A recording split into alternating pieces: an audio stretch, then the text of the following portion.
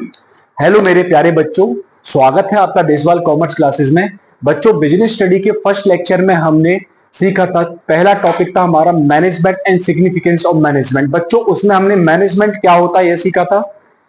हमने सीखा था उसमें इफिशियंसी और इफेक्टिवनेस क्या होती है। बच्चों, हमने वहां पर मैनेजमेंट के कैरेक्टरिस्टिक्स को कंप्लीट किया था। बच्चों, आज के लेक्चर में हम कंप्लीट करेंगे कि ऑब्जेक्टिव ऑफ मैनेजमेंट क्या होते हैं, मैनेजमेंट क्यों इंपॉर्टेंट है किसी भी बिजनेस के लिए, या क्या मैनेजमेंट आर्ट है, क्या मैनेजमेंट साइंस है, क्या मैनेजमेंट प्रोफेशन है। इन सारे टॉपिक्स को आज के लेक्चर में हम कवर करेंगे। चलिए स्टार्ट करें, लेट्स बिगिन।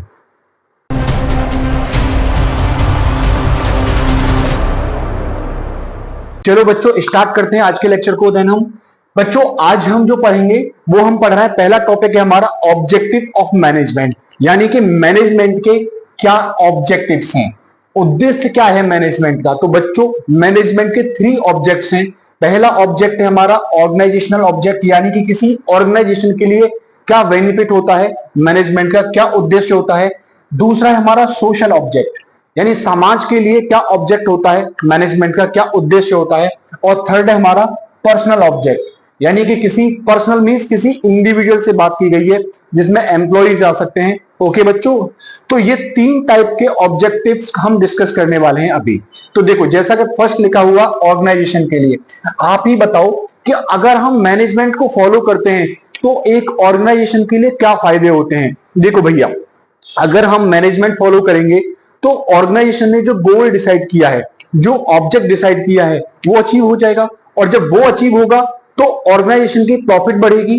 प्रॉफिट बढ़ेगी तो हर एक ऑर्गेनाइजेशन यही चाहती है कि उसकी प्रॉफिट बढ़े। क्यों चाहती है कोई भी ऑर्गेनाइजेशन प्रॉफिट को बढ़ाना? क्योंकि भैया देखो, सबसे पहली चीज ये है कि आपने वो वाला गाना सुना है, जिंदा रहने के लिए तेरी कसम एक मुलाकात जरूरी है सनम। बच्चों, यहां पे सनम की जरूरत नहीं है, यानी कि यहां पर जरूरत किसकी है, यहां पे जरूरत है प्रॉफिट की। यानी कि अगर बिजनेस को जिंदा रहना है तो बिजनेस के लिए किसकी मुलाकात होना जरूरी है, प्रॉफिट से मुलाकात होना जरूरी है। प्रॉफिट होगी तो ही बिजनेस सरवाइव कर पाएगी, जिंदा रह पाएगी। नहीं तो आप ही सोचो कि आपने अगर कोई बिजनेस स्टार्ट किया है, वो बिजनेस लगातार लॉस पे लॉस पे लॉस पे लॉस पे चलती जाती है, तो एक बार क्या होगा, वो बंद हो जाएगी। कितने टाइम तक आप लॉस को झेलोगे? समझ में आया? तो सबसे पहली चीज कि अगर आप मैनेजमेंट फॉलो करोगे तो प्रॉफिट होगी, और प्रॉफिट किस लिए चाहिए, जिंदा रहने के लिए, यानी सरवाइव करने के लिए। तो देखो, ऑर्गेनाइजेशनल ऑब्जेक्ट में पहला ऑब्जेक्ट हमारा क्या है, सर्वाइवल। दूसरा हमारा क्या है, प्रॉफिट मोटिव, यानी कि प्रॉफिट कमाने के लिए। देखो, जब हम जिंदा रहने के लगे, जब हम इतना हम कमा रहे हैं कि हम खा पा रहे हैं, तो हम क्या करते हैं, कुछ पैसा हमारे लिए फ्यूचर में होने वाली अनसर्टेनिटीज के लिए भी रखा हुआ होना चाहिए। तो बेटा उसे हम प्रॉफिट बोलते हैं। समझ में आया? तो मुनाफा, तो वो हो गया हमारा प्रॉफिट मोटिव। तीसरा है हमारा ग्रोथ। ग्रोथ का मतलब क्या होता है? ग्रोथ का मतलब बेटा किसी भी बिजनेस के एक्सपेंस से होता है, यानी कि बिजनेस को बढ़ाने से होता है। जैसे मान लो कोई एक ब्रांच है, कोई एक ब्रांच अभी इंदौर में है, एक ब्रांच और हमने स्टार्ट कर दी भोपाल में स्टार्ट कर दी, एक ब्रांच हमने और स्टार्ट कर दी दिल्ली में स्टार्ट कर दी। तो ये क्या हो रहा है, ये क्या हो रहा है, ग्रोथ हो रही है। बेटा ये ग्रोथ कब होगी, जब बिजनेस सरवाइव करने के बाद प्रॉफिट कमाएगा, और प्रॉफिट कमाने का इतना ज्यादा प्रॉफिट कमाएगा कि हमारे पास इतना पैसा होगा कि हम फर्दर इन्वेस्ट करते जाएं, इन्वेस्ट करते जाएं, इन्वेस्ट करते जाएं। तो बच्चों, ये कब पॉसिबल है, ये जब पॉसिबल है कि जब हम मैनेजमेंट को बहुत अच्छे से फॉलो करेंगे, हमारे द्वारा सेट किए गए हमारे सारे ऑब्जेक्ट अचीव होंगे। बच्चों, यहां क्या लिखा हुआ, एक बार पढ़ के देख लेते हैं। फर्स्ट पॉइंट में, the managerial object of an organization can be classified into 3 major of categories. वो मैंने आपको बता दी। फर्स्ट कैटेगरी हमारी कौन सी है, ऑर्गेनाइजेशनल ऑब्जेक्ट। दूसरी कौन सी हमारी, सोशल ऑब्जेक्ट। और तीसरी कौन सी हमारी, पर्सनल ऑब्जेक्ट। ओके बच्चों, तो देखते हैं हमारा ऑर्गेनाइजेशन ऑब्जेक्ट में क्या लिखा हुआ है। These object aim at a prosperity and growth. देखो यहां क्या लिखा, growth of the organization. Okay, यानी कि यहां पर किस चीज के बारे में बात की जाएगी, प्रॉस्पेरिटी और ग्रोथ के बारे में बात की जाएगी। The 3 important organisational object of a management uh, पहला कौन सा, सर्वाइवल। सर्वाइवल जैसे मैंने बोला था, जिंदा रहने के लिए। तो the basic purpose of every organization is to survive, यानी सबसे पहला ऑब्जेक्ट क्या है कि भाई देखो, इस कंपटीशन के जमाने में ना आप जिंदा रह सको। जिंदा ही नहीं रहोगे तो आगे बढ़ोगे कैसे। ओके, एंड एग्जिस्ट, यानी कि वही एग्जिस्टेंस के लिए competitive market, for a long period of time possible only when it is able to cover a cost। यानी जितना आप खर्चा कर रहे हो उसको कम से कम कवर तो कर सको। आप अगर उसको कवर कर सकते हो तो ही क्या कर सकते हो, आप जिंदा रह सकते हो। अब मान लो कोई और एक ऑर्गेनाइजेशन स्टार्ट की हमने, अब बच्चों उस ऑर्गेनाइजेशन में जितना खर्चा होता है उससे ज्यादा हमारी क्या हो जाती है, जितना खर्चा हम कर रहे हैं इतना हमको इनकम नहीं हो रही है, खर्चे ज्यादा हो रहा है, इनकम कम हो रही है। तो आप ही बताओ कि आप कब तक वहां सर्वाइव कर पाओगे, यानी कि बिजनेस को बंद कर दोगे, जैसा मैंने अभी थोड़ी देर पहले बताया। दूसरा ऑब्जेक्ट क्या है बच्चों, दूसरा ऑब्जेक्ट है profit. The most important object of every organization is earning adequate amount of profit. Profit is the essential of survival, यानी कि ये एक एसेंशियल है किस चीज के लिए, सर्वाइव करने के लिए, एंड इसके साथ साथ ग्रोथ करने के लिए, एंड इसके साथ साथ एक्सपेंशन करने के लिए, किसका, बिजनेस का। यानी किसी बिजनेस में ग्रोथ करना चाहते हो, एक्सपेंशन करना चाहते हो। ग्रोथ का मतलब होता है बच्चों उसी जहां पर बिजनेस है उसी को बढ़ाना उसको। एक्सपेंशन का मतलब होता है अभी एक ब्रांच है उसकी हमने पूरी इंडिया में ब्रांचेस फैला दी, इसे बोलते हैं एक्सपेंशन करना बच्चों। ओके, अब देखो थर्ड हमारा ऑब्जेक्ट क्या है, ग्रोथ का नाम ही दे दिया यहां पर, ग्रोथ करने के लिए। तो business organization must be grow. देखो ऐसा तो कोई नहीं चाहेगा ना बच्चों कि अभी जो बिजनेस हमने स्टार्ट किया है बस वहीं तक सीमित रहे वो। आप भी ये चाहते हो ना, अगर आपने कोई बिजनेस स्टार्ट किया है तो वो एक शहर से दो शहर से तीन शहर, पूरे स्टेट से इंडिया, और इंडिया से वो कैसा बन जाए, मल्टीनेशनल बन जाए। तो इस चीज के लिए जरूरी क्या है, प्रॉफिट का होना जरूरी है। यानी एक्सपेंड कब कर सकते हो आप अपने बिजनेस को, जब आपके पास में प्रॉफिट होगा। और प्रॉफिट कब होगा बच्चों, जब आप एक अच्छा मैनेजमेंट फॉलो करोगे। समझ में आ गया। तो बच्चों इससे समझ में आता है हमको कि हमारा जो मैनेजमेंट है उसके क्या क्या ऑब्जेक्ट है, हम मैनेजमेंट क्यों फॉलो करते हैं, क्योंकि हम इस दुनिया में, हम इस कंपटीशन के मार्केट में सर्वाइवल करना चाहते हैं, उसके साथ साथ हम प्रॉफिट भी कमाना चाहते हैं, और उसके साथ साथ हम ग्रोथ भी करना चाहते हैं। तो इसीलिए हमको बिजनेस मैनेजमेंट का, यानी कि क्या हमारा, हम मैनेजमेंट फॉलो करते हैं, और यही मैनेजमेंट के क्या होते हैं, सब ऑब्जेक्ट होते हैं। बोलो यस या नो, क्लियर है बच्चों यहां तक। चलिए अब हम आगे बढ़ते हैं बच्चों। अगला टॉपिक पॉइंट क्या है हमारा, यहां पे दूसरा ऑब्जेक्ट है सब हमारा, दूसरा ऑब्जेक्ट हमारा सोशल ऑब्जेक्ट। पहला ऑब्जेक्ट हमने क्या पढ़ा बच्चों, फर्स्ट ऑब्जेक्ट हमारा क्या था, बोलिए, ऑर्गेनाइजेशनल ऑब्जेक्ट। यानी वहां पे बात किस चीज की हो रही थी, कमाने की बात हो रही थी, प्रॉफिट की बात हो रही थी, मुनाफे की बात हो रही थी। ओके, लेकिन यहां पर बच्चों हम मुनाफे की बात नहीं करेंगे, यहां पर हम प्रॉफिट की बात नहीं करेंगे, यहां पर हम किसकी बात करेंगे, सोशल ऑब्जेक्ट में समाज की बात करेंगे। अच्छा एक बात बताओ, मैं आपसे पूछना चाहता हूं, आप ये बताइए मेरे को कि जो बिजनेस है ये किस पर डिपेंड होता है, बिजनेस डिपेंड किस पर है, कंज्यूमर्स पर, कस्टमर्स पर। आप बताओ, कस्टमर्स नहीं होंगे, कंज्यूमर्स नहीं होंगे तो क्या बिजनेस चल पाएगा। यानी कि हमारे बिजनेस को चलाता कौन है, हमारे कस्टमर्स, हमारे कंज्यूमर्स। और यही बिजनेस दिन रात एक कर देते हैं, क्या करने में, एडवर्टाइजमेंट करने में, कस्टमर्स को बनाने में, कि हमारे बिजनेस पर कस्टमर फेथ करें, विश्वास करें, भरोसा करें। आप बताओ मुझे कि अगर आपके बिजनेस पर कस्टमर ही भरोसा नहीं करेंगे तो आपका बिजनेस चलेगा ही नहीं। पहली बात समझ में आया। तो बेटा बिजनेस का अगला ऑब्जेक्ट, मैनेजमेंट का अगला ऑब्जेक्ट क्या है यहां पर, सोशल ऑब्जेक्ट। अब सुनो, यहां पर सोशल ऑब्जेक्ट मतलब लोगों के बारे में सोचना, समाज के बारे में सोचना, एक हमारे आसपास जो सराउंडिंग है, बिजनेस के आसपास की जो सराउंडिंग है उसके बारे में सोचना। बेटा उसके बारे में सोचना क्यों जरूरी है, बिजनेस को तो सिर्फ प्रॉफिट के बारे में सोचना चाहिए, यस या नो, नो बिल्कुल भी नहीं। जैसा मैंने अभी बताया बिजनेस किस पर डिपेंड है, लोगों पे। लोग कहां रहते हैं, समाज में। तो जब हम सोसाइटी का भला करेंगे, लोगों के माइंड में क्या आएगा, अरे यार ये तो कितना अच्छा बिजनेस है, ये हम लोगों के बारे में सोचता है।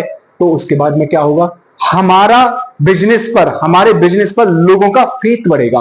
फेथ बढ़ेगा तो हमारे क्लाइंट्स बढ़ेंगे, हमारे कस्टमर्स बढ़ेंगे। समझ में। एक आपको मैं एग्जांपल देता हूं, आपने सुना होगा बिरला, बिरला एक कंपनी है, राइट। जब जानते हो बच्चों, बिरला जहां कंपनी सेटअप करता है वहीं पर स्कूल बना देता है। रीजन क्यों बना देता है स्कूल, क्योंकि वहां के लोगों को एजुकेशन मिले। समझ में आया।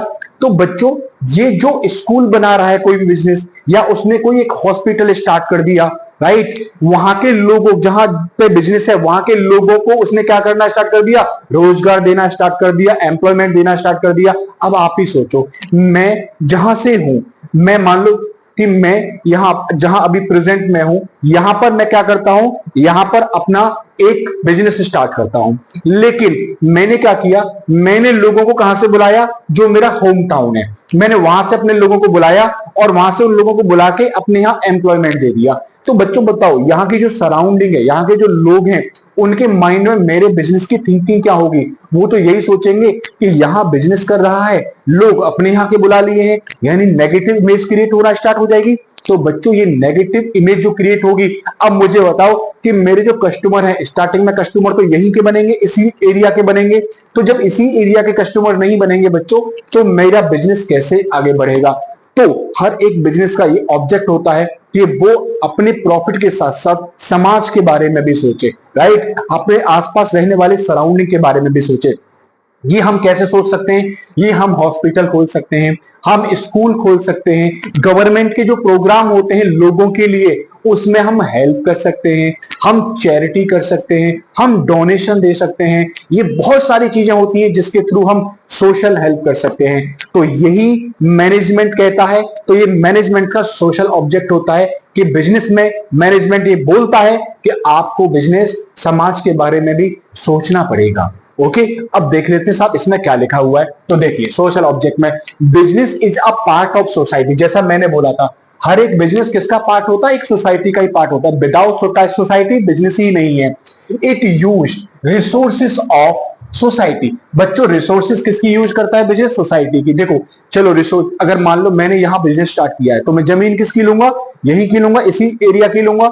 दूसरी चीज, लोग भी यही के होंगे, अगर मैं यहाँ के लोगों को ले रहा हूं तो ठीक है, लेकिन जमीन तो 100% यही की होगी।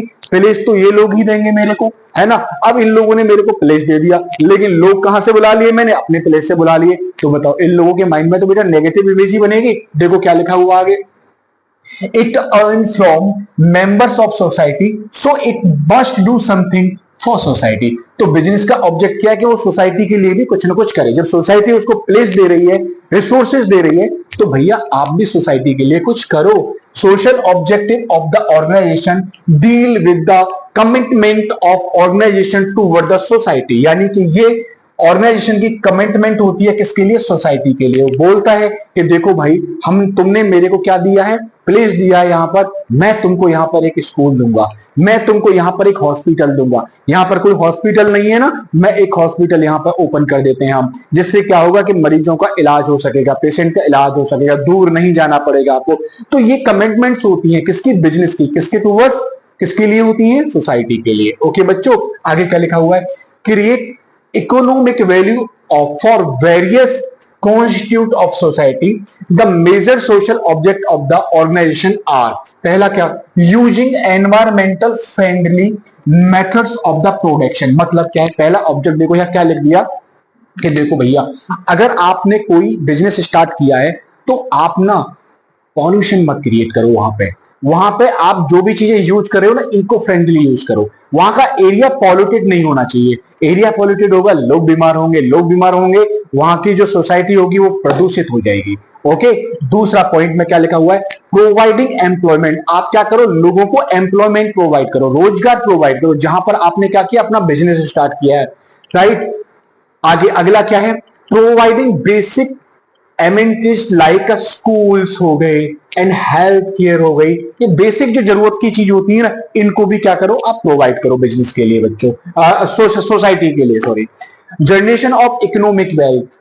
इकोनॉमिक वेल्थ में आप क्या करो? जनरेट करो। इकोनॉमिक वेल्थ में भी आप अपना योगदान दो। Participating activity in social survive the project of the government and NGO. जो गवर्नमेंट या एनजीओ जो होते हैं, जो लोगों के लिए कुछ करना चाहते हैं, उसमें उनके साथ पार्टिसिपेट करो, अगर आप कर सकते हो तो। Okay, next, supply of quality of product at reasonable price. जिस एरिया में आपका बिजनेस है, वहां पर ये मत सोचो कि यहाँ के लोग बैकवर्ड एरिया है, तो यहाँ के लोगों को हम किसी भी टाइप का हम क्या दे सकते हैं? प्रोडक्ट सप्लाई कर सकते हैं। बच्चों, एक बात बताता हूं मैं आपको कि चाइना ने काफी टाइम पहले की बात बता रहा हूं मैं, कि जो चाइना था, चाइना ने इंडिया में चाइना टॉयज सप्लाई करता था, राइट। तो चाइना की जो टॉयज की जो मार्केट थी बहुत अच्छी थी, तो इंडिया में भी टॉय सप्लाई, आप याद करो 8-10 साल पहले हमारे यहाँ पर जितने भी टॉयज थे वो सभी कहां से आ रहे थे? चाइना से आ रहे थे बच्चों।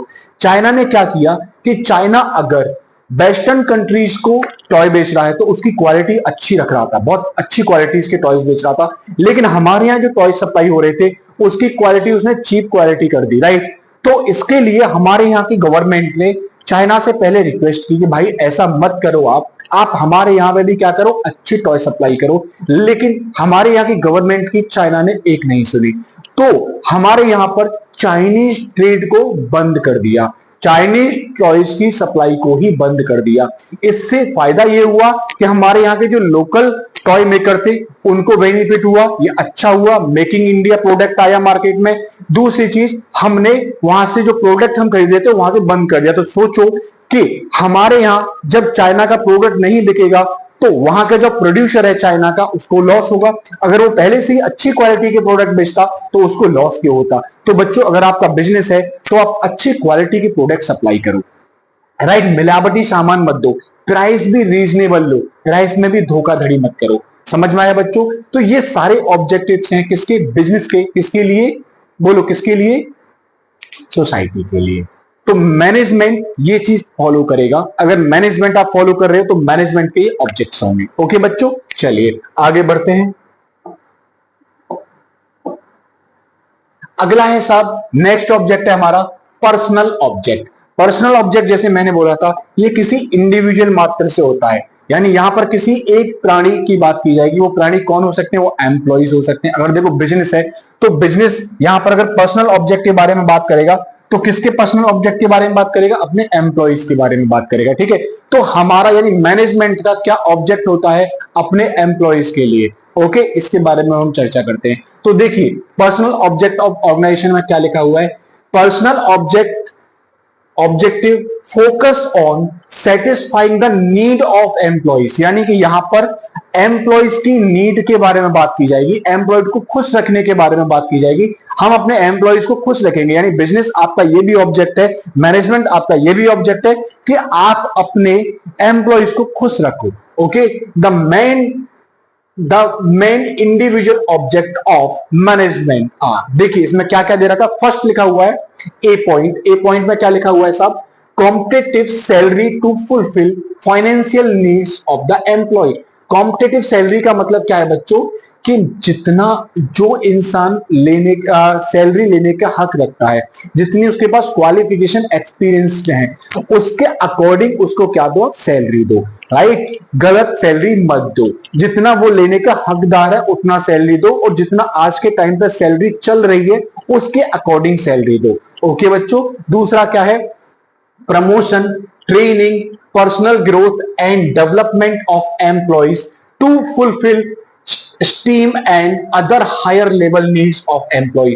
यानी कि देखो, आप एम्प्लॉइज का ना एक पोस्ट से दूसरे पोस्ट पर प्रमोशन भी करो, राइट, जिससे वो खुश होंगे।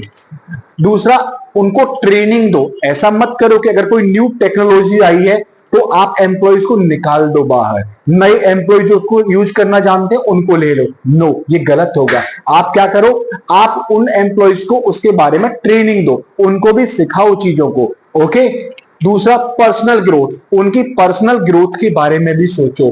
अगला, personal growth and development, employees to be fulfil esteem and the other higher level of need. और भी उनकी जो भी नीड्स हैं, जैसे चाइल्ड एजुकेशन, अगर बच्चों के लिए स्कूल नहीं है तो वही चीज उनके बच्चों के लिए स्कूल खोलवा दो, या उनके घर में उनको एजुकेशन के लिए अलाउंसेस दे दो, राइट। ये बहुत सारी चीजें हो सकती हैं उनके लिए। जो एनवायरमेंट है, वर्किंग एनवायरमेंट है, वर्किंग एनवायरमेंट ऐसा बनाओ कि जहां पर जैसे अभी समर का सीजन चल रहा है तो आप ऐसा मत करो कि जहां एम्प्लॉइज वर्क कर रहे हैं वहां पर फैन भी नहीं चल रहे, फैन खराब पड़े हुए हैं, राइट। तो ऐसे एनवायरमेंट में एम्प्लॉइज वर्क भी नहीं कर पाएंगे। दूसरी चीज, ये सारी चीजों का अगर आप ध्यान रखते हो तो एम्प्लॉय खुश होगा। दूसरी चीज ये कि वर्क कौन करेगा, काम कौन करेगा, प्रोडक्शन करेगा कौन, जो गोल है उसको अचीव कौन कराएगा आपके को? वो एम्प्लॉयज ही कराएंगे। तो बेटा, एम्प्लॉयज को खुश रखोगे तो गोल अचीव होगा अच्छे से, गोल अचीव होगा तो प्रॉफिट होगी, राइट। तो बच्चों, ऑर्गेनाइजेशन का, मैनेजमेंट का ये एक ऑब्जेक्ट होता है जिसे बोलते हैं पर्सनल ऑब्जेक्ट। लेकिन ये हमारा पर्सनल ऑब्जेक्ट हमको क्यों फुलफिल करना है, मैनेजमेंट को ये क्यों करना होता है? क्योंकि जिससे हमारा जो मेन ऑब्जेक्ट है, क्या गोल को अचीव करने वाला, वो गोल हमको अचीव हो जाए। अगला पॉइंट है हमारा C point, recognition, self respect, respect for colleague to fulfil social needs. बच्चों यहां पर ना हमको देखो, हर कोई पर्सन ये चाहता है कि उसकी सेल्फ रेस्पेक्ट का ध्यान रखा जाए। कभी भी हमें उनको डांटना फटकारना नहीं चाहिए, उनको डिसीजन मेकिंग में भी इन्वॉल्व कर लेना चाहिए, जिनको उन्हें क्या लगे कि उनका बहुत हम रिस्पेक्ट कर रहे हैं, सम्मान कर रहे हैं। और हर एम्प्लॉय काम वही कर रहे हैं बच्चों, वो सम्मान के पात्र होते हैं, क्योंकि हमारे गोल को अचीव करने में उनका सबसे बड़ा हाथ होता है। ओके बच्चों, आगे पॉइंट क्या लिखा हुआ है, good and healthy working condition, जैसे मैंने अभी आपको बताया, यानी कि जब फैन नहीं है तो क्या लगा दो, फैन लगवा दो वहां पे। चलिए अगले पॉइंट की तरफ बच्चों मूव करते हैं हम।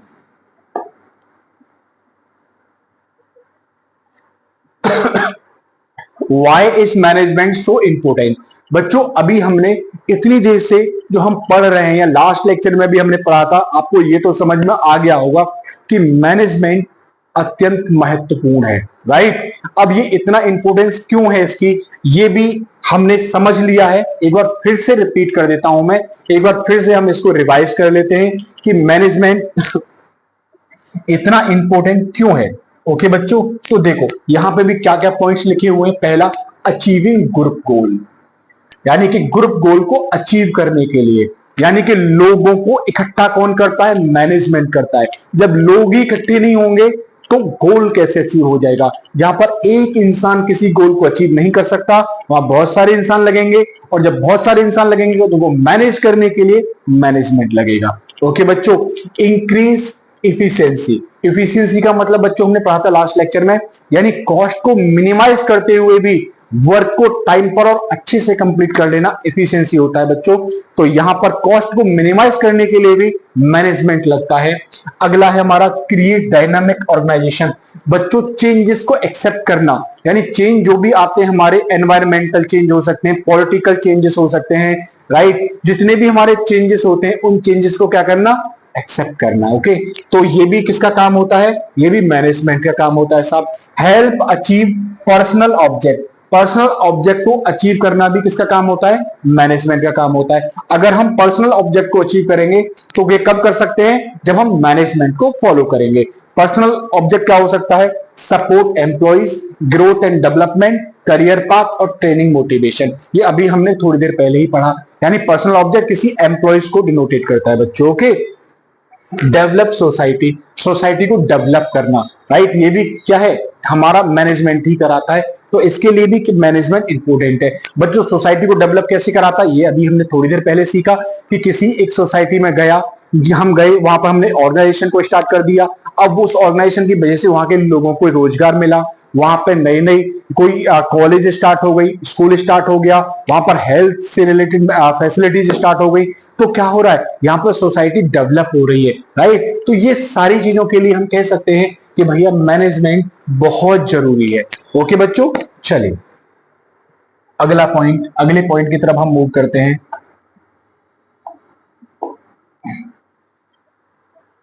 अगला पॉइंट है साहब, मैनेजमेंट आर्ट, साइंस और प्रोफेशन, राइट। क्या मैनेजमेंट आर्ट होता है, क्या मैनेजमेंट साइंस होता है, क्या मैनेजमेंट प्रोफेशन होता है, इसके बारे में हम बात करेंगे। तो देखो बच्चों, मैनेजमेंट तो आपने समझ लिया कि मैनेजमेंट क्या होता है।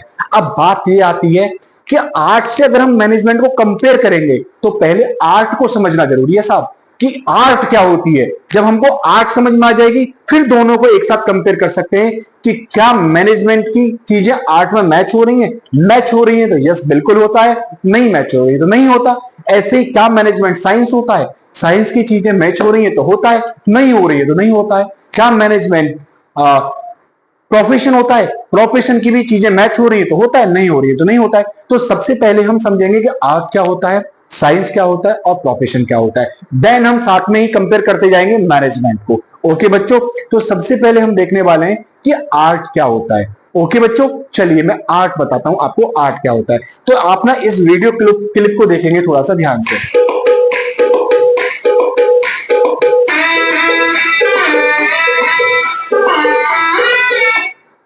तो यहाँ पे अभी आपने देखा कि दो कैट हैं, दोनों ही डांस कर रही हैं। आप बताओ बेटा कि दोनों कैट के डांस में क्या डिफरेंस दिखा आप लोगों को। देखो, एक कैट थी जो पहले डांस कर रही थी, उसकी डांस स्टाइल कुछ अलग थी, वो कुछ इस तरीके से डांस कर रही है, यस या नो। दूसरी कैट जो थी उसकी डांस स्टाइल कुछ अलग थी, वो कुछ अलग तरीके से डांस कर रही है। तो डांस तो बच्चों दोनों कर रही है, डांस परफॉर्म दोनों कर रही है, इसे हम बोलते हैं आर्ट। आर्ट का मतलब क्या होता है बच्चों? आर्ट का मतलब होता है कि एक ऐसी स्किल, एक ऐसी क्वालिटी जो हर एक पर्सन के पास डिफरेंट डिफरेंट होती है। देखो बच्चों, मैं अभी पढ़ा रहा हूं आपको, मेरा पढ़ाने का तरीका अलग हो सकता है, कोई अदर टीचर पढ़ाएगा उसका पढ़ाने का तरीका अलग हो सकता है। क्या सभी का पढ़ाने का तरीका सेम टू सेम हो सकता है क्या? बिल्कुल भी नहीं हो सकता।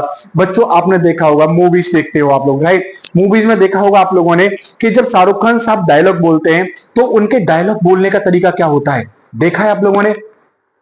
अगर तुम किसी चीज को शिद्दत से चाहो तो पूरी कायनात तुम्हें उसे मिलाने की साजिश करती है, और लास्ट में क्या करते हैं? इस तरीके से हाथ फैला देते हैं, राइट?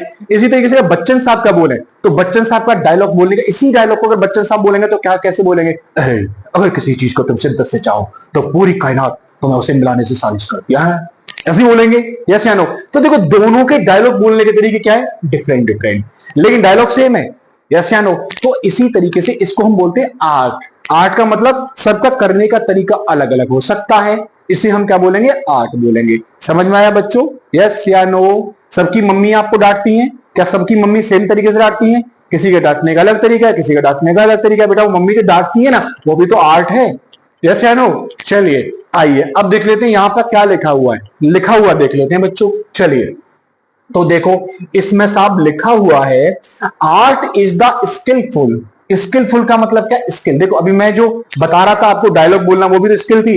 ये दो कैट डांस करे, दो बिल्लियां नाच रही थी, ये दोनों की स्किल अलग अलग थी ना बेटा, जो डांस करने का तरीका था वो अलग अलग था। तो देखो, art is the skilful and personal application of existing knowledge. Personal existing मतलब हर इंसान की अलग अलग होना, सबकी सेम नहीं होती है, okay? To achieve desire result, यानी एक ही रिजल्ट को हर इंसान अलग अलग तरीके से क्या कर सकता है? अचीव कर सकता है। जैसे मैंने अभी आपको दो डायलॉग बोल के दिखाए, अगर वो डायलॉग शाहरुख खान साहब को दिया जाए अलग तरीके से बोलेंगे, अमिताभ बच्चन साहब को दिया जाए वो अलग तरीके से बोलेंगे, लेकिन बोल दोनों देंगे, अचीव दोनों का हो जाएगा, लेकिन क्या होगा? उनका दोनों का अचीव करने का डिफरेंट डिफरेंट वे होगा, अलग अलग तरीका होगा, स्किल्स अलग होंगी, ओके? आगे क्या लिखा हुआ है? It can be acquired through study. इसको हम कैसे एक्वायर कर सकते हैं? स्टडी से एक्वायर कर सकते हैं। बच्चों आपको पता है कि ये जो डांस भी होता है, या जो म्यूजिक होता है, या जो, देखो मैं आपको बताता हूं कि ये जो डांस है, मैंने सोचा एक बार मैं डांस सीखता हूं, मैं डांस सीखने के लिए डांस क्लास ज्वाइन कर ली। बच्चों मुझे तो यही पता था ना, डांस सीखने के लिए जाएंगे तो स्टेप सिखाएंगे, like this this this, right? लेकिन वहां पे क्या हुआ? टीचर ने पहले से मेरे से पूछ लिया कि आप कौन सा डांस सीखना चाहते हो, आप कथक सीखना चाहते हो, आप पोलो डांस सीखना चाहते हो, आप सालसा सीखना चाहते हो। मुझे तो इतने नाम ही नहीं पता थे, समझ में आया? उन्होंने भी लिखाना स्टार्ट कर दिया कि इसमें ये चीजें। तो बच्चों इसमें ना जो आर्ट होती है, आर्ट में भी क्या होती है? थ्योरी होती है, यानी कि इसको भी हमें पढ़ना पड़ता है, राइट? जिसको हम सोचते हैं कि नहीं ये तो सिर्फ प्रैक्टिकल बेस्ड होती है, प्रैक्टिकल बेस्ड होती है बहुत ज्यादा, लेकिन इसको भी हमें पढ़ना पड़ता है, ये भी पढ़ा जाता है। Art and craft, art and craft एक सब्जेक्ट होता है 12th क्लास में, आपको पता है। आर्ट एंड क्राफ्ट में क्या देखने से क्या लग रहा है, नाम से क्या लग रहा है? इसमें तो चित्रकारी करनी होगी हमको, लेकिन बच्चों इसका भी 30 नंबर का पेपर होता है 12th क्लास में, समझ में? तो इसको भी हमें पढ़ना पड़ता है। तो देखो यहां क्या लिखा हुआ है? B acquired by through the study, यानी इसकी भी हमें स्टडी करनी होती है, ओके बच्चों? आगे क्या लिखा हुआ है? कैसे स्टडी? आगे देखो, ऑब्जर्वेशन एंड एक्सपीरियंस। इसमें हमें ऑब्जर्व करना भी होता है लोगों को, यानी देखो डांस हम कैसे सीखते हैं कि एक कोरियोग्राफर होता है बीच में, वो कहता है 1 2 3 4, राइट? ऐसे स्टेप सिखाता है, फिर वो कहता है अब एक साथ करो 1 2 3 4। इसी तरीके से हम डांस सीखते हैं, तो हम किसी दूसरे पर्सन को क्या करते हैं? ऑब्जर्व करते हैं, जैसे वो डांस सिखा रहा है हम उसी तरीके से हम क्या करते हैं? हम डांस सीखने की कोशिश करते हैं, तो ऑब्जर्वेशन से। तो यहां क्या लिखा हुआ है? देखो, ऑब्जर्वेशन एंड एक्सपीरियंस। बच्चों ऑब्जर्व किया हमने, क्या हम ऑब्जर्व करने से सीख जाएंगे उसको? नहीं, वो हमको करके भी देखना पड़ेगा, एक्सपीरियंस लेना पड़ेगा। हम जब तक दिन रात प्रैक्टिस नहीं करेंगे तब तक वो चीज हमको नहीं आएगी। तो मतलब क्या निकलता है कि आर्ट सब्जेक्टिव भी होता है, इसके साथ साथ यहां पर भारी मात्रा में ऑब्जर्वेशन करना पड़ता है, और ऑब्जर्वेशन के साथ साथ हमको क्या करना पड़ता है, एक्सपीरियंस भी करना पड़ता है उस स्किल्स को सीखने के लिए।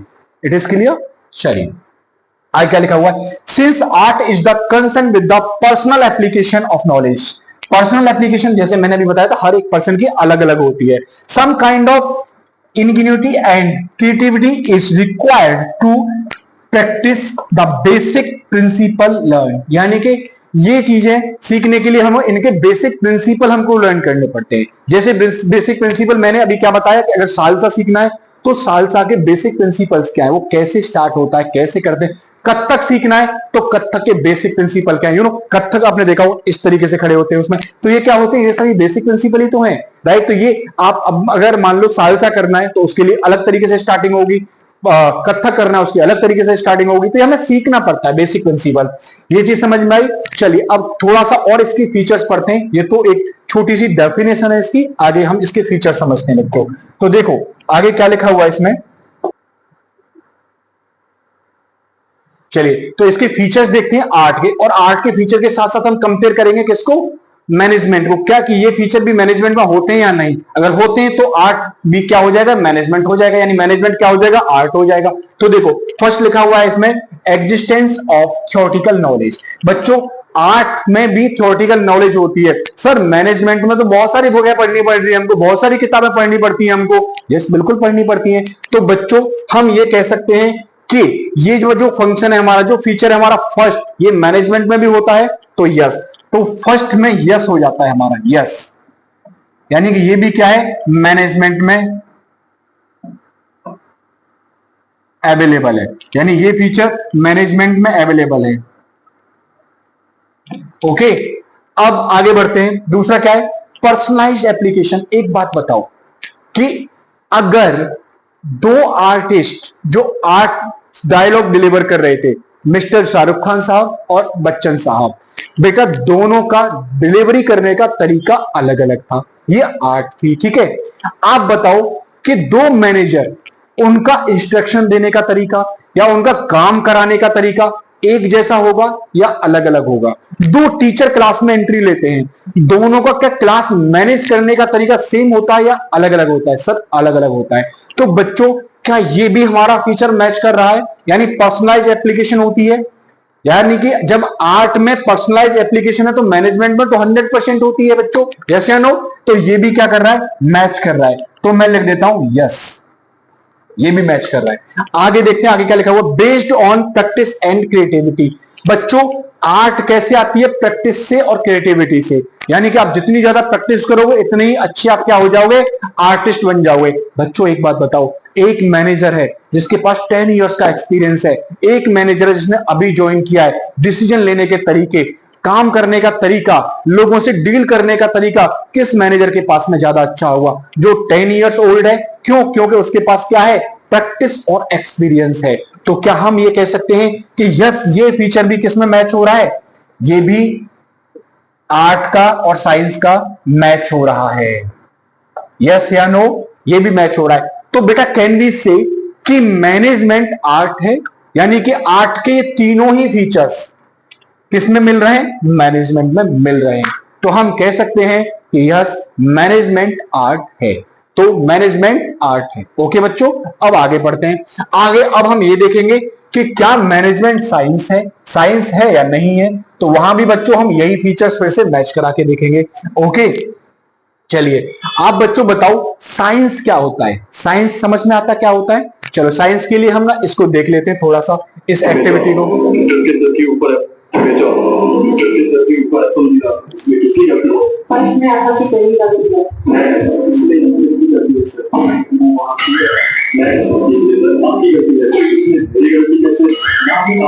और ना ही ये सवाल पैदा होता है एक्चुअली ये इसमें किसी की भी गलती नहीं, आपका सवाल ही गलत है। पहली गलती तो यही है, वही जो प्रिंसिपल सर को बुलाकर ना उन्हें भी पता चले कौन सा स्टूडेंट्स की गलती नहीं है। कभी-कभी स्टूडेंट्स को टीचर भी कर नहीं जाते हैं। तो ये ना मैंने एक फनी एग्जांपल इसमें डाला था कि एक छोटा सा क्लिप था, इसमें साइंस को समझाना था, लेकिन वो तो जैसे तुम लोग आजकल करते हो है ना, टीचर्स की बात नहीं सुनते हो, इसलिए मैंने एक छोटा सा फनी एग्जांपल इसमें डाल दिया था। सुनो मेरी बात ध्यान से बच्चों, साइंस की बात करते हैं। साइंस का मतलब क्या होता है? साइंस का मतलब ये होता है यूनिवर्सल एप्लीकेबिलिटी। देखो, अगर न्यूटन जहां पर थे उस टाइम पर जो सर के ऊपर उनके एप्पल गिरा था, तो वो नीचे गिरा था, उनके सर पे गिरा था। मान लो न्यूटन इंडिया में होते, तो क्या वो एप्पल ऊपर उड़ जाता, नीचे नहीं गिरता? या वो चाइना में होते तो वो एप्पल ऐसे सराउंड करता घूमता रहता, ऐसे ऐसे चलता रहता? नहीं ना। यानी कि इसे बोलते हैं हम कि साइंस यूनिवर्सल एप्लीकेबिलिटी होती है हर जगह, यानी सेम होता है।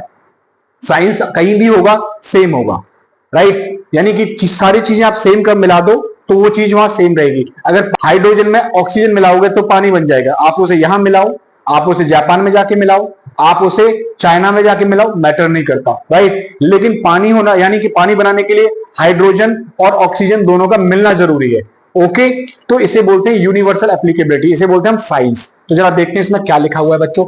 Science is a systematised body of knowledge that explains certain general trust of the operation of general laws। यानी कि ये लॉ बेस्ड होता है, जैसे न्यूटन का लॉ ग्रेविटी के लिए दिया गया है, राइट? बर्नौलीज थ्योरम, ये सभी क्या है? इनके लॉ है। तो जो लॉ एक जगह एप्लीकेबल है वो हर जगह एप्लीकेबल होगा। समझ में आया? जो ग्रेविटी वाला लॉ न्यूटन ने अपने प्लेस पर दिया था वो हर प्लेस पर एप्लीकेबल होगा। यस या नो? चलिए, तो ये चीज आपको समझ में आ गई बच्चों।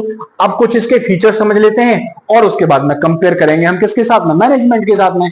मैनेजमेंट होगा तो यस बोल देंगे, नहीं होगा तो नो बोल देंगे। चलिए, तो देखो बच्चों, यहां पर जो फर्स्ट फीचर क्या लिखा हुआ है, तो फर्स्ट फीचर लिखा हुआ है इसमें सिस्टमेटाइज्ड बॉडी ऑफ नॉलेज। बच्चों बताओ मुझे, क्या सिस्टमेटाइज बॉडी ऑफ नॉलेज का मतलब क्या है? कि इसके लिए जो साइंस को हमें सीखना है, पढ़ना है, इसके लिए एक इंस्टीट्यूट का होना जरूरी है, जैसे आईआईटी हुआ या आपकी जो कॉलेज होती है, इंजीनियरिंग कॉलेज होती है, वहां से हम सीखते हैं। तो बच्चों, क्या हम मैनेजमेंट को भी ऐसी किसी कॉलेज से सीखते हैं? हाँ सर, बिल्कुल, हम एमबीए करते हैं, मैनेजमेंट कॉलेज में जाते हैं, वहां से हम सीखते हैं। तो ये फीचर हमारा मैच होता है। समझ में आया? दूसरा क्या है?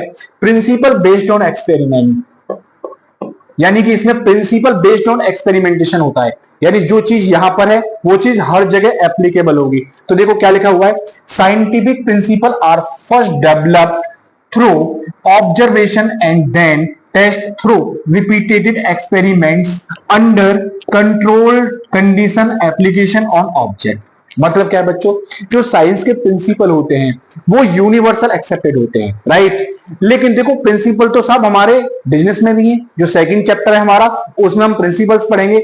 लेकिन बच्चों, जो बिजनेस के प्रिंसिपल्स होते हैं ना, वो हम ये नहीं कह सकते कि यूनिवर्सल एक्सेप्टेड है वो, राइट? तो हम इसको ये कह सकते हैं कि पार्शियली ट्रू है बट पार्शियली फॉल्स। यानी ये पार्शियली मैनेजमेंट जो है साइंस नहीं है। यहां पर इस फीचर में प्रिंसिपल है, हम यूज करते हैं, फॉलो करते हैं, लेकिन वो यूनिवर्सल एक्सेप्टेड नहीं हो पाते। समझ में आया बच्चों? तो इसे क्या बोलेंगे हम? Partially true.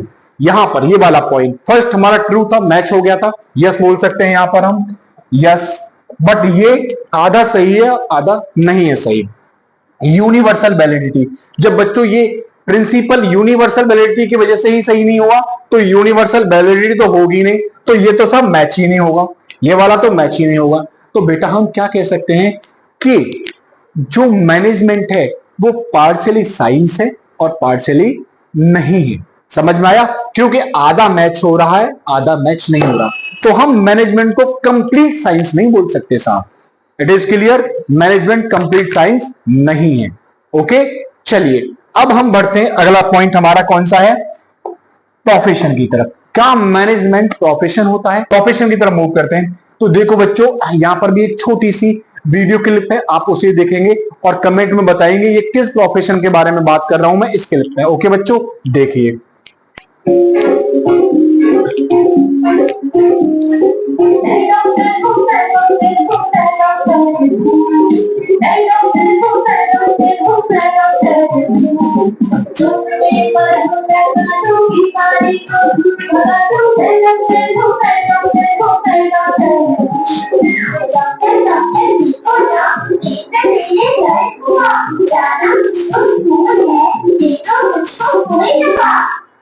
चलिए बच्चों, तो जल्दी से बताइए मुझे कि यहाँ पर किस प्रोफेशन के बारे में बात हो रही है। याद है कुछ आपको? डॉक्टर। तो ये डॉक्टर प्रोफेशन के बारे में आपने देखा। बच्चों ये डॉक्टर ही इकलौता प्रोफेशन नहीं है इंडिया में, और भी प्रोफेशन है जैसे सीए, लॉयर। बच्चों ये प्रोफेशन में क्यों आते हैं, इसका रीजन क्या है?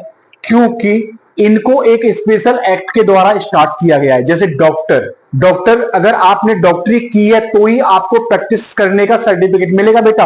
और वो सर्टिफिकेट कहां से मिलेगा? मेडिकल काउंसिल से। और बेटा ये मेडिकल काउंसिल कैसे बना? ये हमारा जो एक्ट 1956 में जो एक्ट पास हुआ था उसके थ्रू बना। ऐसे ही अगर आपको लॉयर बनना है तो कोई भी इंसान जाके केस नहीं लड़ सकता कोर्ट में, वहां पर भी आपको लॉ करना पड़ेगा। और उसके बाद आपको क्या मिलेगा? सर्टिफिकेट मिलेगा। आपको कहां से मिलेगा certificate? Bar council of India से। जो ये भी किसके द्वारा बेटा? ये भी हमारा एक्ट पास हुआ, उस एक्ट के द्वारा। ऐसे सीए, अगर आपने सीए किया है और आपके पास सर्टिफिकेट ऑफ क्या है? इनकॉर्पोरेशन है, यानी आपके पास में आप सीओपी ली हुई है, सर्टिफिकेट ऑफ प्रैक्टिस, तो ही आप क्या कर सकते हो? सीए कर सकते हो, सीए की प्रैक्टिस कर सकते हो। नहीं है तो नहीं कर सकते। कोई भी इंसान इस प्रोफेशन में आके एंट्री नहीं ले सकता। तो बेटा प्रोफेशन में जो एंट्री होती है ना वो रिस्ट्रिक्टेड होती है, यानी कि अगर ये इंस्टीट्यूट अलाउ करेंगे तो ही आप प्रोफेशन स्टार्ट कर सकते हो। और ये इंस्टीट्यूट कब स्टार्ट करेंगे? जब इनके यहां से आपने क्या ली है? स्पेशल डिग्री ली है, नॉलेज ली है, स्किल्स ली है। ओके बच्चों, तो देख लेते हैं यहां पे क्या लिखा हुआ है। देखो यहां लिखा हुआ है profession is well defined body. Well defined मतलब जो हमारे इंस्टीट्यूट के नाम बताइए। सीए को कहां से? आईसीएआई। इसकी वेल डिफाइंड बॉडी कौन सी है? ICAI, chartered accountants, the institute of chartered accountant of India. बच्चों ये वेल डिफाइंड क्यों बोला जाता है? क्योंकि ये चार्टर्ड अकाउंटेंसी एक्ट जो 1949 में पास हुआ था उसके द्वारा रजिस्टर्ड हुआ। राइट बच्चों, आगे क्या लिखा हुआ है? Body of knowledge which has restricted entry, बाकी लोगों की एंट्री को रोक देती हैं ये bodies. Having some professional association usually done for service motive. बच्चों जो प्रोफेशन किए जाते हैं ना, ये प्रोफेशन जो होते हैं सर्विस मोटिव के लिए होते हैं। आप ही देखो जो डॉक्टर होता है बच्चों, डॉक्टर का जो मोटिव है वो क्या? सर्विस मोटिव है, लोगों का इलाज करना है, लोगों को बचाना है, लोगों को भगवान, डॉक्टर को भगवान माना जाता है लोगों का। राइट, ऐसे ही जो सीए होता है बेटा, जो डॉक्टर है वो किसको बचाता है? नेचुरल पर्सन को, लेकिन सीए किसको बचाता है? आर्टिफिशियल पर्सन को। तो बच्चों सीए भी ये क्या करता है? देश की जो वेल्थ है, जो टैक्स पे करते हैं लोग, उसमें देश की वेल्थ में बहुत हेल्प करता है देश की। तो बच्चों यहां पर ये सीए को भी हम प्रोफेशन बोलते हैं। बच्चों लॉयर इंसाफ के लिए लोगों के लिए काम करता है, इंसाफ दिलाने के लिए लोगों के लिए काम करता है, तो इसलिए ये सर्विस मोटिव में आते हैं। समझ में आया? चलिए देखते हैं आगे क्या लिखा हुआ है इसमें। अब हम कंपेयर करेंगे, जैसे हर एक हमने आर्ट को कंपेयर किया, इसके बाद हमने किसको कंपेयर किया बच्चों? आर्ट के बाद हमने कंपेयर किया किसको? साइंस को। और उसके बाद हम कंपेयर करेंगे प्रोफेशन को। तो देखो जरा यहाँ पे क्या लिखा हुआ है कंपैरिजन में। फर्स्ट पॉइंट में क्या लिखा हुआ है? वेल डिफाइंड बॉडी, यानी कि इसको हम कहां से कर सकते हैं? जो बॉडी पहले से वेल डिफाइंड है किसी एक्ट के द्वारा। तो बच्चों well-defined body of knowledge. All professions are based on a well-defined body of knowledge that can be acquired through instruction. Right? आप बताइए मुझे कि क्या मैनेजमेंट के लिए पहले से वेल डिफाइंड बॉडी है? बिल्कुल है, ये बिल्कुल मिलता है, क्योंकि मैनेजमेंट आप मैनेजमेंट कॉलेज से करते हो। समझ में? वेल डिफाइंड बॉडी है। राइट, तो ये पॉइंट यस कह सकते हैं हम, यस ये है। ओके आगे सेकंड पॉइंट, रिस्ट्रिक्टेड एंट्री। बच्चों यहां पर एंट्री रिस्ट्रिक्टेड है। देखो CA, the entry to a profession is restricted through an examination और थ्रू एक्वायर्ड एजुकेशनल डिग्री। यानी आप सीए की प्रैक्टिस जब तक नहीं कर सकते हो जब तक आप इसको क्लियर न करो, क्वालिफाई न करो और इसकी परमिशन आपको न मिले। समझ में आया? तो अदरवाइज अगर और कोई भी पर्सन सीए की प्रैक्टिस करना चाहता है जिसके पास न डिग्री है और नहीं उसके को क्या मिला है? परमिशन मिली है, तो आप प्रैक्टिस नहीं कर सकते। ऐसे ही डॉक्टर, यानी आप डॉक्टर की प्रैक्टिस जब तक नहीं कर सकते जब तक को आपको क्या ना मिले? डिग्री ना मिले और आपको परमिशन ना मिले। समझ में आया बच्चों? तो इसकी एंट्री क्या है? रिस्ट्रिक्टेड है, हर कोई इंसान आके नहीं कर सकता, सिर्फ उन्हीं के लिए रिस्ट्रिक्टेड है जिन्होंने क्या किया है? डॉक्टरी की है या जिन्होंने सीए किया है। तो बच्चों क्या मैनेजमेंट में ऐसे रिस्ट्रिक्शन है? क्या वही मैनेजमेंट संभाल सकता है जिसने किसी वेल डिफाइंड इंस्टीट्यूशन से क्या लिया हो? नॉलेज ली हो। और अगर मैनेजमेंट किया है यानी एमबीए की है तो ही आप मैनेजमेंट संभालो, ऐसा नहीं है। बिल्कुल भी नहीं। जैसा कि मैंने आपको फर्स्ट अपने वीडियो में बताया था कि हमारी मैनेजमेंट तो घर पे हमारी मदर भी फॉलो करती है, हमारे यहाँ सदियों से फॉलो होता आ रहा है। तो यहाँ पे मैनेजमेंट में ऐसा नहीं है, मैनेजमेंट कोई भी पर्सन संभाल सकता है, कोई भी पर्सन उसे उसमें एंट्री ले सकता है। तो बेटा इसमें बोल सकते हैं हम नो, ये पॉइंट मैच नहीं होता। ओके, आगे प्रोफेशनल एसोसिएशन। क्या बच्चों मैनेजमेंट को करने के लिए कोई इंस्टीट्यूट ऐसा स्टार्ट हुआ है जो किसी स्पेशल एक्ट ने स्टार्ट किया हो? नो। लेकिन प्रोफेशन को करने के लिए आपके वेल डिफाइंड इंस्टीट्यूशंस हैं, जैसे ICAI, मैंने आपको नाम बताया, राइट। तो बच्चों ऐसा मैनेजमेंट के लिए नहीं है, तो यहां पर भी क्या बोल देंगे हम? नो। देख लो इसमें पढ़ के क्या लिखा हुआ है, all profession are affiliated to a professional association which regulated entry. Regulated का मतलब वो लॉ ने स्टार्ट किए हैं, लॉ के द्वारा स्टार्ट की गई हैं। ग्रांट सर्टिफिकेट, यानी लॉ ने उनको ग्रांट किया है सर्टिफिकेट प्रैक्टिस के लिए। Formalities and the enforcer code of conduct. Code of conduct क्या होता है बच्चों? नियम एंड कानून, यानी जो प्रोफेशनल बॉडीज होती है अपने नियम एंड कानून बनाती हैं, इनके अपने कोड ऑफ कंडक्ट होते हैं जिनको हमको फॉलो करना होता है। जैसे अगर कोई डॉक्टर है तो उसके कोड ऑफ कंडक्ट क्या होंगे? देखो भाई डॉक्टर, आपको क्या क्या फॉलो करना होगा? मरीज यानी पेशेंट जो होते हैं आपको भगवान मानते हैं, तो आपको लोगों का गलत इलाज नहीं करना होगा, गलत उनको कंसल्ट नहीं करना होगा, उनको सही कंसल्ट करना होगा। तो ये इस तरीके के बहुत सारे हर एक प्रोफेशन के क्या होते हैं? अपने अपने कोड ऑफ कंडक्ट होते हैं बच्चों। तो ये प्रोफेशनल बॉडीज क्या बनाती है? कोड ऑफ कंडक्ट बनाती हैं। तो ये मैनेजमेंट के लिए ऐसा नहीं है। ओके, अगला है हमारा एथिकल कोड ऑफ कंडक्ट, जो मैंने अभी बताया। जब बेटा प्रोफेशनल बॉडी ही नहीं है तो कोड ऑफ कंडक्ट कहां से होंगे? ये तो मैच ही नहीं होगा। ओके, ये बिल्कुल भी नहीं है, तो ना ये मैच होता है, ना ये मैच होता है, ना ये मैच होता है। Last service motive. आप बताओ, मैनेजमेंट, अगर कोई मैनेजर है, कोई वर्क कर रहा है, तो बेटा उसका प्रॉफिट मोटिव नहीं होगा क्या?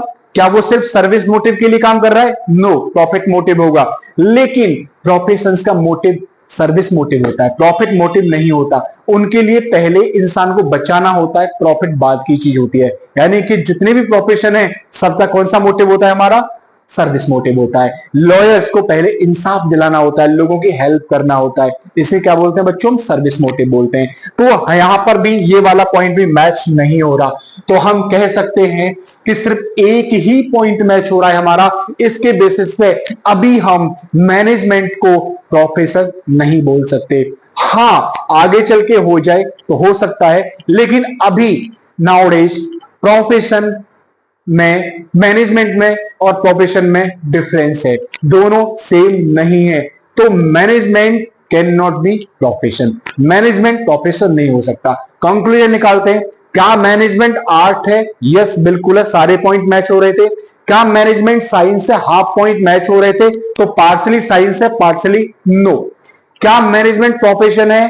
एक ही पॉइंट मैच हो रहा है, तो हम बोलेंगे नो, अभी तक नहीं है। समझ में आया बच्चों? तो आज के जो हमारे टॉपिक थे, objective of management, importance of management, और हमारा management is a art, management is a science, management is a profession, है या नहीं, ये पॉइंट्स आज के लेक्चर में हमने डिस्कस किए हैं बच्चों। आज के लिए बच्चों हम इतना ही रखते हैं। आगे कोई भी डाउट हो आपको कमेंट करके मेरे को बताएंगे। बच्चों इस वीडियो को जिन जिन बच्चों ने अभी तक नहीं देखा है उनको प्लीज शेयर कर दीजिए, सेल्फिश अपने को नहीं बनना है। ओके बच्चों, आज के लिए इतना ही रखते हैं। Thank you so much, have a nice day.